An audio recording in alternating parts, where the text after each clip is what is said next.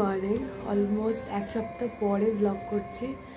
এই এক সপ্তাহটা আমার মানে ভীষণ হেক্টিক গেছে, প্লাস মানে আমি খুব একটা শরীরের দিক থেকেও ফিট ছিলাম না, এখনও নয়। সকালবেলা উঠেই আমার এই ঘাটটা স্টিফ হয়ে গেছে।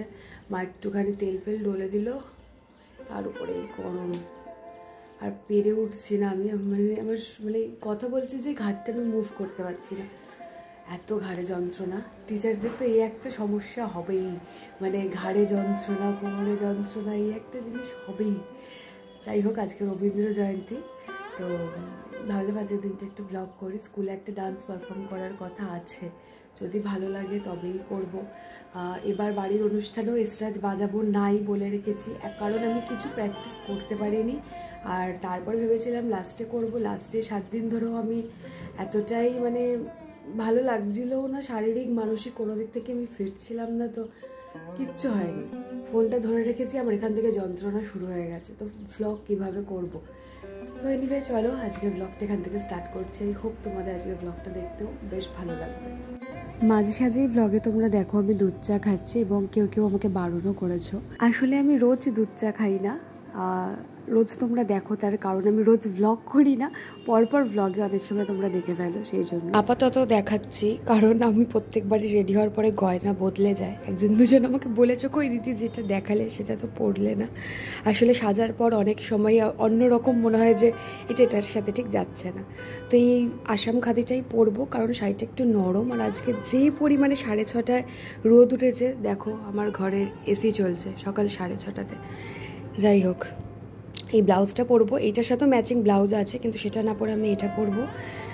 চুড়ি এইগুলো বেছে রেখেছি, একটু মিক্স অ্যান্ড ম্যাচ করে রেখেছি, কিছু কাপড়ের, কিছু মাটির চুড়ি, মাটির গয়নাই আজকের জন্য পরবো ভেবেছি। দেখা যাক, যদি ভালো না লাগে অক্সিডাইজও পরতে পারি। সকাল সকাল শাড়ি পরাটা একটা যুদ্ধ, আর তার উপরে যদি কোনো বিশেষ দিন হয়, মানে একটু সেজে গুজে তোমাকে সেখানে যেতে হবে, তাহলে তো আমার মনে আরও যুদ্ধ লেগে যায়।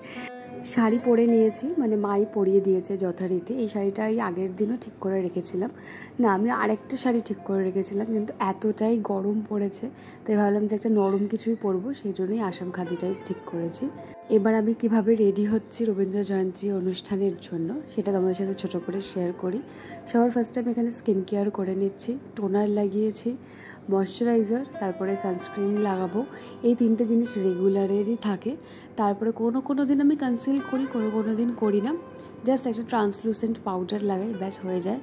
আর আজকে যে ডান্সটা পারফর্ম করতে যাচ্ছি সেটা মাত্র আমি 3 দিন প্র্যাকটিস করেছি, সেই জন্য সকালবেলাতেও একবার মনে করছি যে কী ছিল, কারণ আমি জানি আমি ভুলে তো যাবো, সেটা নিয়ে আমি একদম চাপ নিচ্ছি না, কিন্তু ওই আর কি একটু মনে করার চেষ্টা করছি।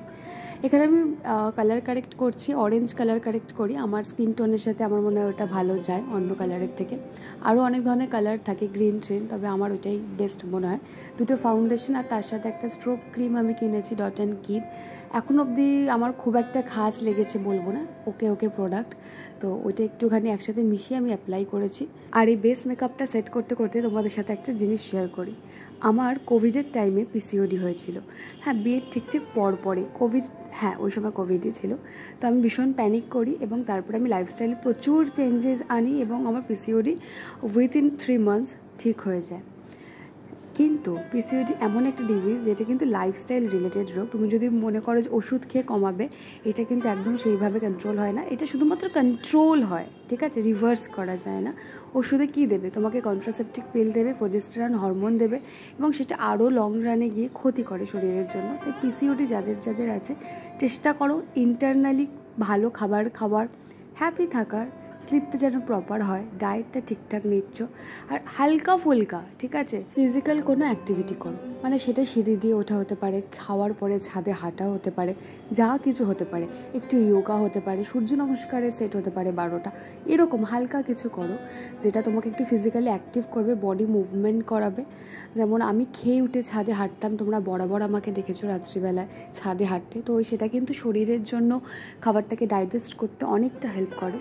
আমি কিন্তু খুব ছোট ছোট পরিবর্তন এনেই আমার পিসিওডি কিওর করেছিলাম। আর তোমরা যদি কোনো দিন জানতে চাও আমি তোমাদের সাথে অবশ্যই শেয়ার করব। তোমরা হয়তো ব্লগে দেখো যে আমি সব রকমের খাবার খাই, ইভেন এই যে চাটা খাই, ঠিক আছে, সেটা অনেকে বারণ করেছো।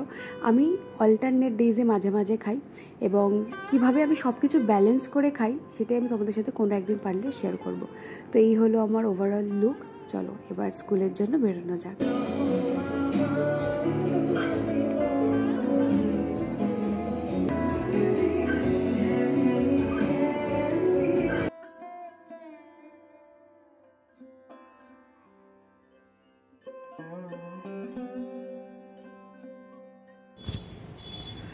অলরাইট, অনেকটা দেরি হয়ে গেছে স্কুল থেকে ফিরতে, প্লাস একটুখানি শুয়ে নিয়ে তারপরে রেডি হয়েছি। চলো যাওয়া যাক মাদের অনুষ্ঠানে। বলেছিলাম নাচ এসরাজ দুটোই করার ছিল, কিন্তু ভালো লাগছে না কিছুই আমার আজকে। এসরাজও বলে দিয়েছিলাম যে বাজাবো না, এত গরম তার উপরে আজকে। তারপরে একটু উঠে 10 মিনিটে টুমটুম করে মনে হলো যে ঠিক আছে যাই, বাজিয়ে আসি। তো চলো যাওয়া যাক।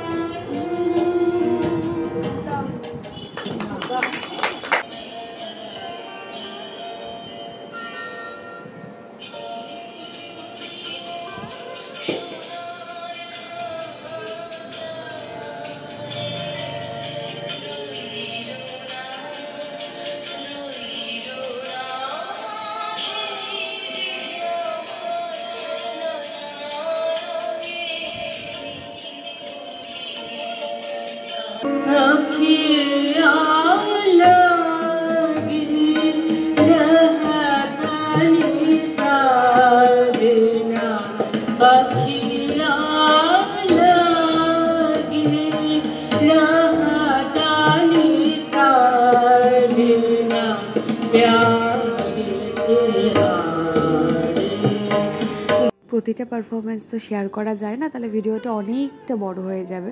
আমি কিছু কিছু মুহূর্ত শেয়ার করেছি, আর আমার পারফরমেন্সটা কীরকম লেগেছে জানাতে বলো না। আমি এসরাজ বাজিয়েছি আজকে, দেখলে তোমরা, নাচ আর করিনি। কয়েকদিন ধরে ইমোশনালি আমি খুব উইক হয়ে রয়েছি, মানে একটুতেই কেঁদে ফেলছি, এরকম একটা ব্যাপার হচ্ছে আমার সাথে। যাই হোক, আজকের ব্লগটা এইটুকুই, দেখা হচ্ছে অন্য ভিডিওর সাথে। Bye bye.